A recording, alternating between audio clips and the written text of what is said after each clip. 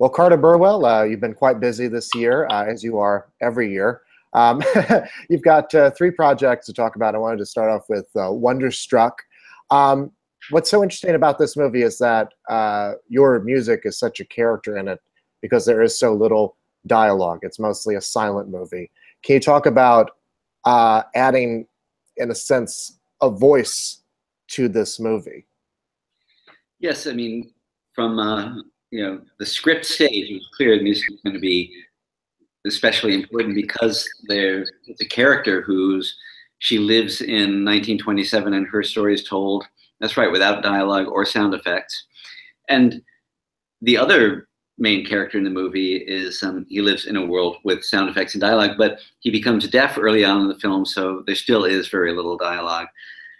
And it was clear music was going to be front and center, but that brings with it a whole set of problems, which is, we don't live in the era of silent film anymore. And I think that when we started watching the film with my music, and the music is nonstop, early on, we began to realize it was very easy for it to be overwhelming or a bit, over informative or just too much, to put it simply. So figuring out how to have music actually present a lot of the time, and there's 80 minutes of score in the movie, but have it not be oppressive was it was a trial and error process because the film's just unusual. There's no way to really know what would work until we did it. Well, give us some insight into that trial and error.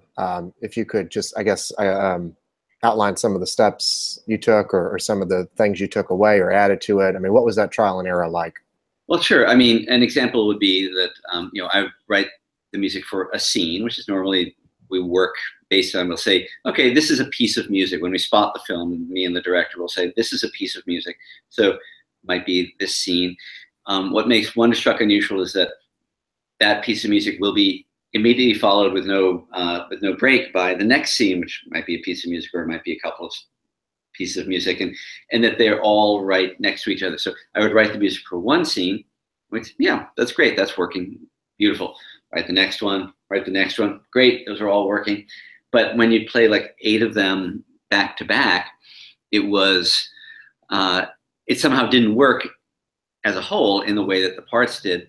So one of the things I would often did was remove, say, some melodic information earlier on, remove that melodic information so that finally, when you hear the real melody completely stated 30 minutes later, that gives you some satisfaction that, and in fact, the whole film, the audience is sort of sitting in a state of mystery and anticipation through much of the film because you're wondering, why am I watching this kid in 1927? Why am I watching this kid in 1977?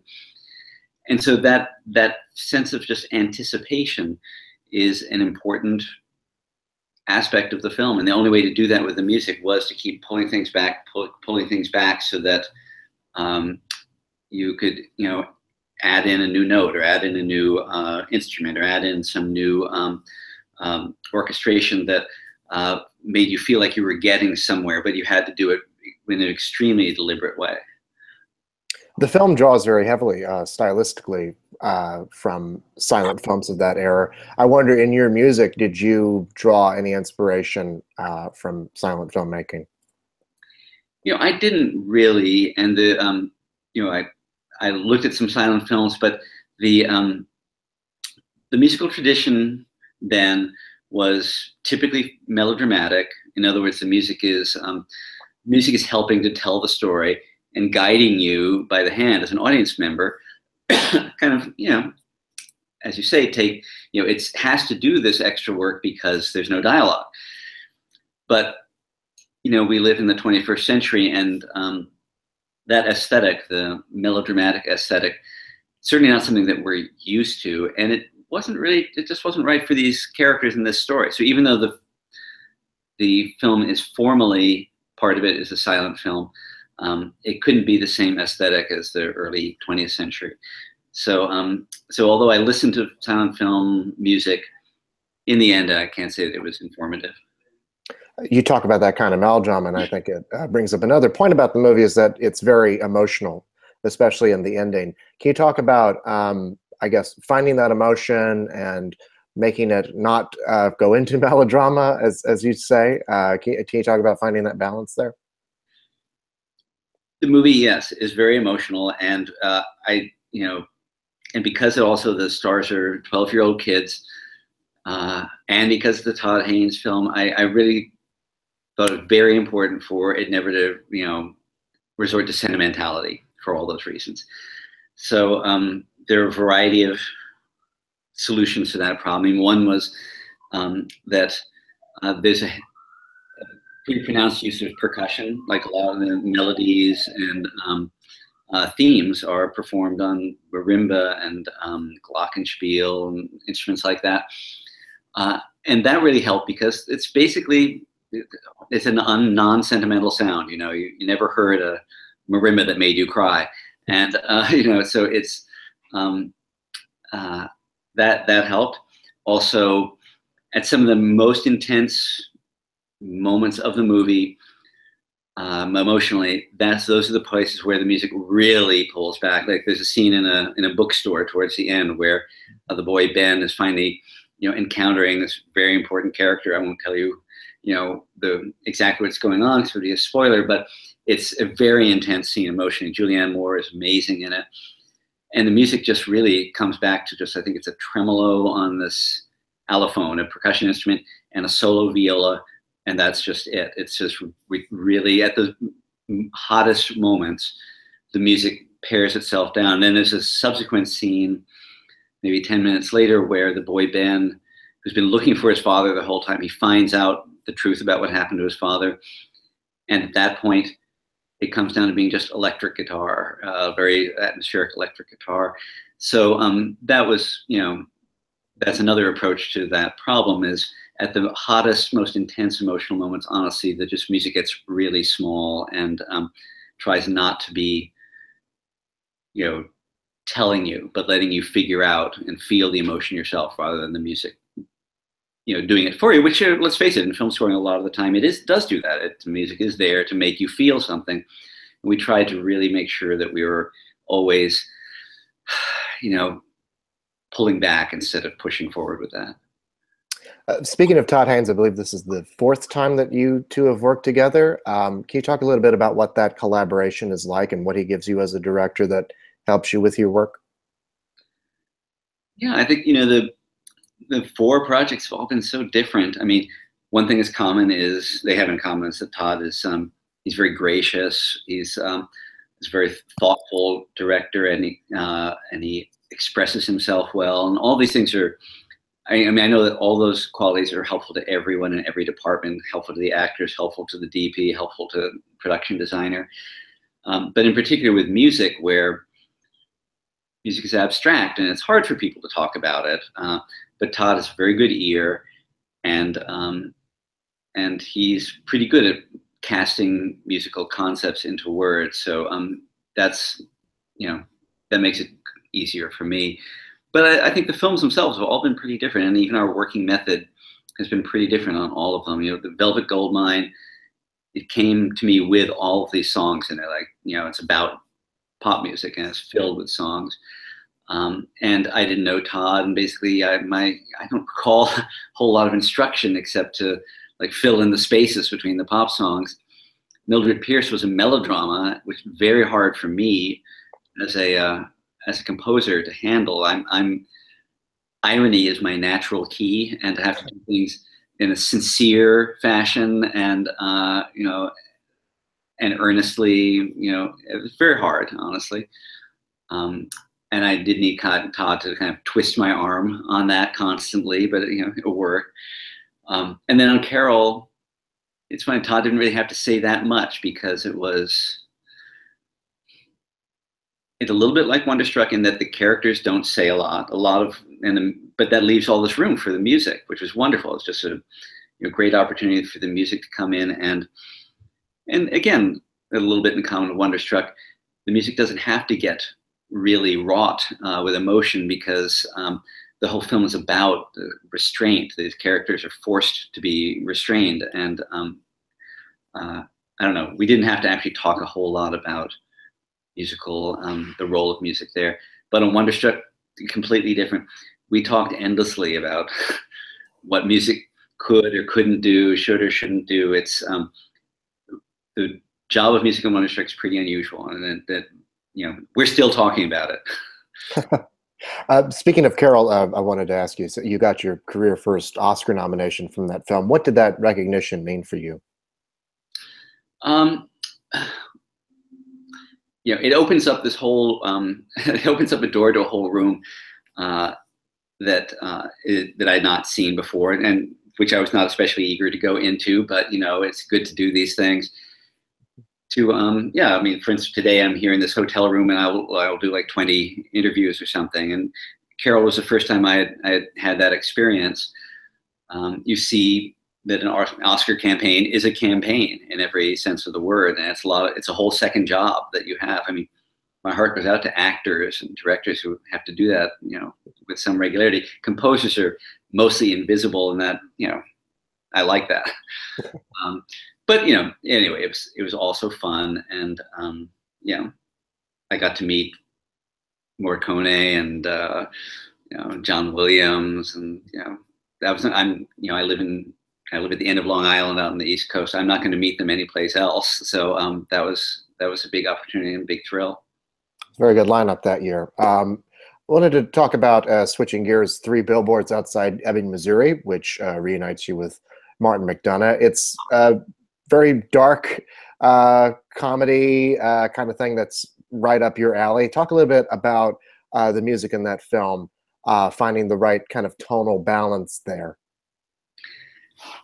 Well, so I mean, I'll say right away, you know, that's a kind of film that would work fine without any music, honestly. It's you know, it's moving all the time, shifting, and it's very unpredictable, which made it a little bit difficult to get a handle on it musically, because the characters are shifting their alliances, and the characters you sympathize with do despicable things, and vice versa. But you know, I knew that Martin wanted a feel of the location. You know, after the movie is called 3 Billboards Outside Ebbing, Missouri, the location's obviously important to him. And it is this little town that it's like, you know, one of the islands where his plays take place, on the Aran Islands off Ireland, where like everybody in the town knows everyone else probably too well. They all went to school together. They'll never, you know, they might talk about leaving, but they'll never leave. And so that sense of location is important. And so we, you know, I got that through, you know, traditional Americana instruments, you know, guitar and mandolin, things like that. Then thematically, that was a little hard to figure out what are the themes for music to play. In the end, what it is in the very first seconds of the film, you see Fran McDormand's character, and she's a mom and a housewife, and she's just driving her car along and sees these blank billboards. And that's probably, you know, that's one of the few times when you see her like that, a mom and a housewife. She gets this idea, and the next time you see her, she's dressed in overalls and puts her hair up, and she's kind of in warrior mode.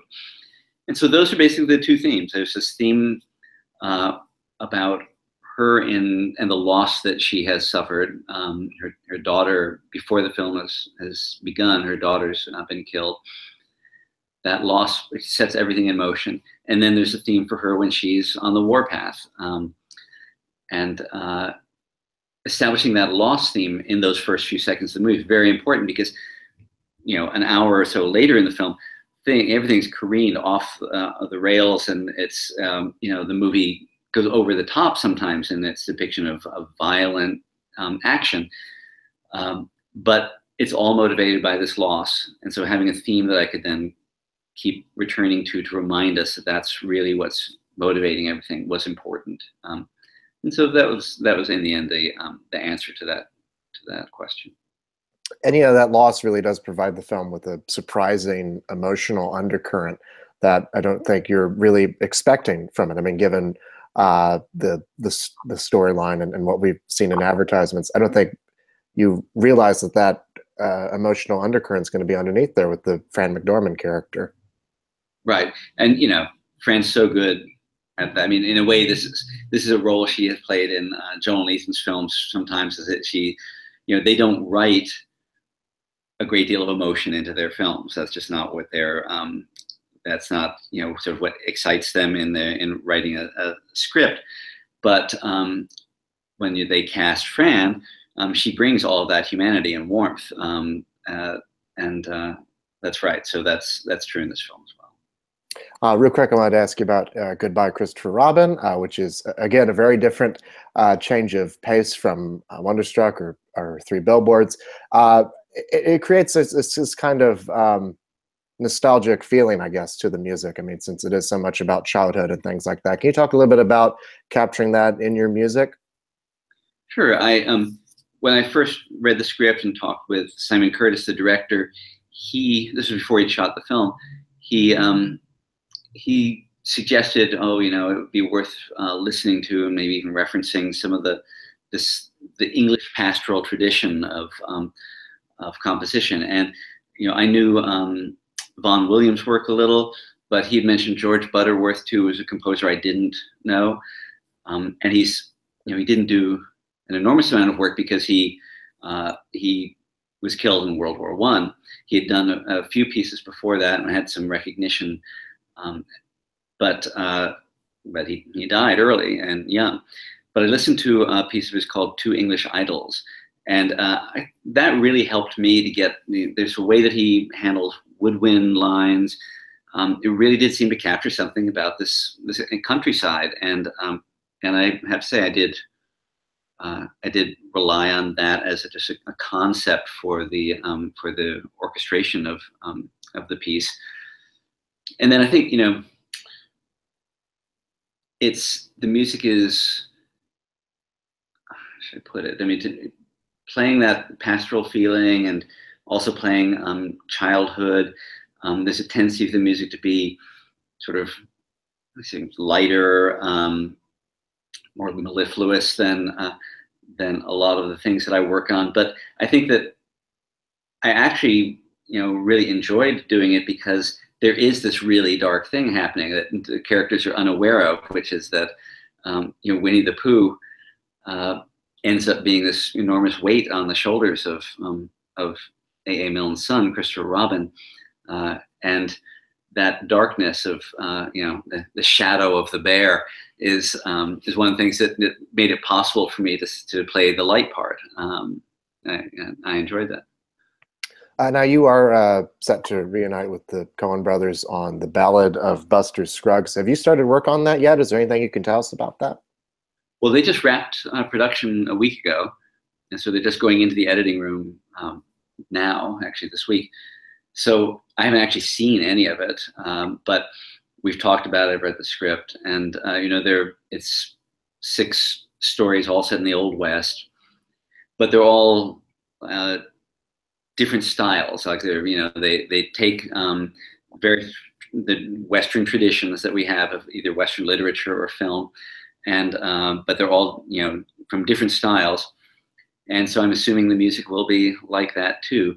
And the idea is that they become one film. It's an anthology. The film is a feature film, but it's an anthology of 6 short stories. So the question remains whether there's something musical that ties them together or not. I can't answer that. It's an open. We've talked about it, but it's an open question until we really get into it. I'm not sure. Well, I certainly look forward to it, and I look forward to seeing what you do with the music, or hearing what you do with the music, more to it. Carter Burwell, thank you so much, and congratulations on all your work this year. Thanks a lot. You're welcome. Well, good talking.